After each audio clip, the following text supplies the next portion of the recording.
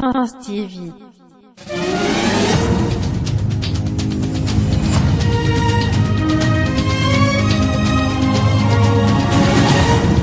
France TV. Bonjour chers abonnés, auditeurs et téléspectateurs de Prince TV.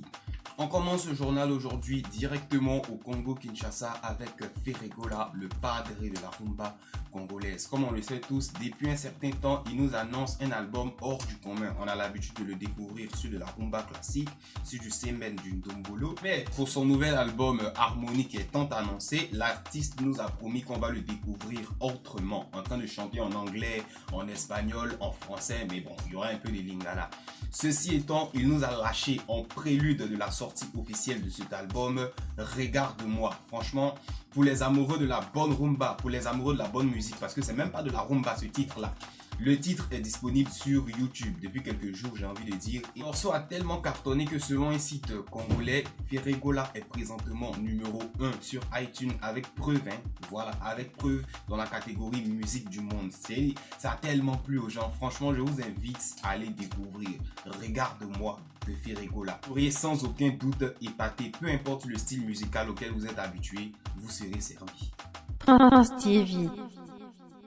On poursuit maintenant avec le couple le plus influent du moment, en l'occurrence Eudoxie Yao et son grand P. Alors, les choses deviennent sérieuses. Pour ceux qui pensaient que c'était du buzz, même moi-même je continue de penser que c'est du buzz, mais apparemment il y a de nouvelles informations qui sortent. Visiblement, il a été déclaré que le mariage civil entre Eudoxie Yao et grand P aura lieu en janvier 2021. Il reste quelques mois seulement. Ils ont l'air sérieux dans leur démarche. Voilà, un peu plus loin, j'ai appris même que la dot d'Eudoxie Yao sera versée en fin d'année 2020 au pied de sa famille à Abidjan. Grand P a prévu 5 millions de francs CFA pour aller doter tout le matériel d'Eudoxie Yao. Tout 5 millions seulement. Bon, pendant que pour Cyril Dokas, on nous parlait de 100 millions, regardez un peu l'écart, même si voilà. Trop de choses. Nous on attend de voir parce que comme beaucoup, je suis sceptique, comme beaucoup, je me dis encore c'est un buzz, mais si on parle de dot, on attend de voir les images, ça va se savoir. On continue. France TV.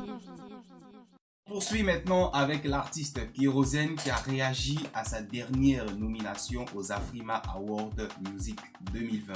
Rappelez-vous, quand je présentais l'information des Afrima, je me suis offusqué, j'ai été surpris de constater que notre Kérosène du coupé décalé a été nominé plutôt dans la catégorie gospel. Pour ceux qui ne savent pas, c'est chansons chrétiennes gospel. En tant que le coupé décalé a besoin de nomination, le coupé décalé a besoin de points, ça aurait été un poids lourd pour notre musique. Malheureusement, à notre grande surprise, on nous enlève Kérosène dans le contexte coupé décalé, on le dépose en gospel. Voilà, c'est vrai, c'est la culture ivoirienne, c'est le drapeau ivoirien qui est valorisé, mais ça fait bizarre. Et critique, commentaire, l'artiste lui-même a fini par réagir. Ses propos ont été clairs. Je suis très fier de cette nomination. Parole de Kérosène. Je ne fais certes pas la musique chrétienne, je ne suis pas chantre, mais ce que je fais comme musique s'inscrit toujours dans la même thématique qui est de bosser tout en confiant ses projets à Dieu. Et je glorifie Dieu pour les bienfaits qu'il apporte dans ma vie. Voilà, réaction de Kérosène. Il s'estime heureux de cette nomination, c'est clair. Bon. Nous les gars du coupé décalé, on va attraper notre cœur. Toujours est-il que c'est le drapeau ivoirien qui sera porté là-bas. Trop de choses. On continue. France TV. On poursuit maintenant au Mali où l'artiste Sidiki Diabaté a été mis à nu sur Twitter. Preuve à l'appui, témoignage à l'appui, commentaire à l'appui. D'entrée de jeu, je tiens à préciser que c'est une version partielle des faits qu'on a parce que Sidiki Diabaté, depuis que l'information a explosé, ne s'est pas encore prononcé. Donc, on a la version d'une seule partie. Alors, qu'est-ce qui se passe concrètement? Pour bien introduire les choses, je vais essayer d'imager la situation. Voilà, vous connaissez peut-être la musique de Sidiki Diabaté. Il chante la femme, il chante la douceur, la sensualité et tout.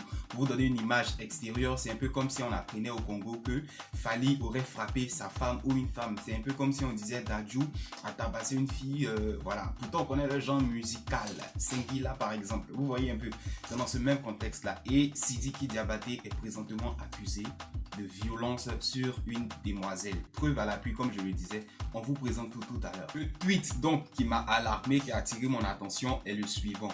Je vais vous expliquer un peu l'histoire. La fille Je ne la connais pas personnellement, mais plusieurs d'entre vous la connaissent.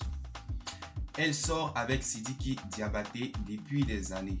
Elle est d'origine guinéenne et elle vivait à Bamako avec sa grand-mère. Donc concrètement, elle n'a pas de famille au Mali. Son seul appui apparemment serait peut-être ses amis et Sidiki Diabaté. Alors par respect pour la législation de YouTube, je ne vais pas vous montrer des photos de la fille parce que ce que j'ai là, elle est complètement nue, les mains attachées, je crois même les pieds attachés avec des brûlures sévères. Donc Sidiki Diabaté est accusé de violence physique aggravée sur la personne, sinon sur autrui. Voilà, je vais pas mettre parce que c'est pas joli à voir pour ne pas avoir des soucis avec YouTube. Et beaucoup de personnes ont tenu à réagir à cette déclaration, ont tenu à soutenir des soi-disant témoins ou des gens qui ont déjà vécu la scène de Sidiki Diabaté en train de maltraiter la fille qui ont réagi. Un commentaire parmi tant d'autres a tenu à mentionner clairement, nous qui la connaissons, savons que Sidiki Diabaté la battait.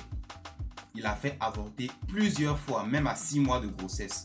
Il faut savoir que Sidiki Diabaté héberge cette dernière depuis plusieurs années. Comprenez par là qu'elle est sous son emprise. On répète, elle n'a pas de famille au Mali. Elle vit juste avec sa grand-mère. Donc, elle est entre les mains de Sidiki Diabaté. Selon ce internaute, je répète encore, Sidiki n'a pas encore donné sa version des faits. C'est pour le moment une présentation des faits d'une seule partie. On lit un autre commentaire ici qui dit plusieurs fois Sidiki l'a violenté devant des témoins. Voilà, mais bon, peut-être que comme c'est une star au Mali, ça ne peut pas aller quelque part, hein. Voilà. Quand elle s'enfuit, il la retrouve toujours et lui fait payer sa fugue. Imaginez déjà qu'il la tabasse, il la frappe, il la brûle, comme les photos que je vois là. Pour le moment, je répète, Sidiki n'a pas donné sa version des faits. Il a bien choisi sa proie car il sait qu'elle n'a pas de famille au Mali. Comme on le disait tantôt, elle n'a que Sidiki Diabaté et peut-être sa grand-mère avec qui elle vivait. Un autre commentaire qui a attiré mon attention, qui accuse directement Sidiki Diabaté pour des gens qui se présentent comme étant témoins. La personne écrit, comme je vous l'ai dit, il la violente depuis plusieurs années. Donc je ne sais pas si la photo est récente ou pas. Ah, apparemment il a l'habitude de faire ça. Quand il finit, il rentre en studio. Mon bébé, mon amour. Il chante, c'est bizarre. Je suis en disant, il y a quelques mois, MJD, il avait parlé de l'histoire, mais elle a été mise aux oubliettes. Voilà, apparemment, Sidiki Diabaté qui nous chante l'amour, qui nous chante, voilà, tout ce que vous voulez. Voilà son vrai visage. Certains pourront dire que c'est une campagne de dénigrement contre l'artiste pour porter atteinte à sa carrière, mais les soi-disant témoins, les preuves en images, en photo sont là. On attend la réaction de Sidiki ou si cette fois-ci, il va encore rester dans ce silence comme la dernière fois et cette histoire va tomber aux oubliettes. Toujours est-il que on suit cette histoire de près parce que vraiment, je vais chanter l'amour et puis venir derrière tabasser, cogner la femme. Trop de choses. On attend la suite de cette histoire. On continue. Prince TV. On termine ce journal maintenant en sport football avec l'ex-capitaine des éléphants de Côte d'Ivoire, Yaya Touré, qui s'est tout récemment exprimé sur le devenir de sa carrière. Car comme on le sait tous, malheureusement depuis plusieurs mois maintenant, il est sans club et il cherche une nouvelle orientation. Le footballeur s'est ainsi lâché il y a quelques heures seulement. Ainsi donc on a pu lire « Ma carrière ne durera pas éternellement, mais... je sais qu'il me reste encore 1 ou 2 saisons à jouer au bon niveau, au haut niveau. J'étudie pour obtenir mes diplômes d'entraîneur. Voilà comme bon de joueurs le font après la fin de leur carrière professionnelle. Yaya Touré a l'intention de devenir entraîneur. Mais j'ai toute ma vie devant moi pour essayer de suivre cette voie. Un peu plus loin, l'ex-capitaine des éléphants de Côte d'Ivoire a mentionné clairement qu'il aimerait jouer en Italie, dans le championnat italien. Bon, voilà. Il y a quelques années, quand Guardiola arrivant à Manchester City, il a commencé à lui faire des misères. On lui a dit, Yaya, va à l'Inter, va à l'Inter. Il dit, il va pas à l'Inter, il va pas jouer en Italie. Aujourd'hui, il regrette, il cherche une opportunité là-bas. Ça va aller. Voilà, il peut aussi s'orienter vers la France ou l'Angleterre où il a de très bons souvenirs. Il est ouvert à tout nouveau challenge. Voilà, trop de choses. On espère que tout ira bien pour l'ex-capitaine des éléphants de Côte d'Ivoire. Même s'il ne joue plus pour la nation, notre cœur, nos pensées sont vers lui, sont avec lui et trop de choses. C'est terminé pour cette édition. Merci énormément à ceux qui nous ont suivis jusqu'à la fin. À bientôt sur notre chaîne pour de prochaines, pour de nouvelles éditions. Au revoir.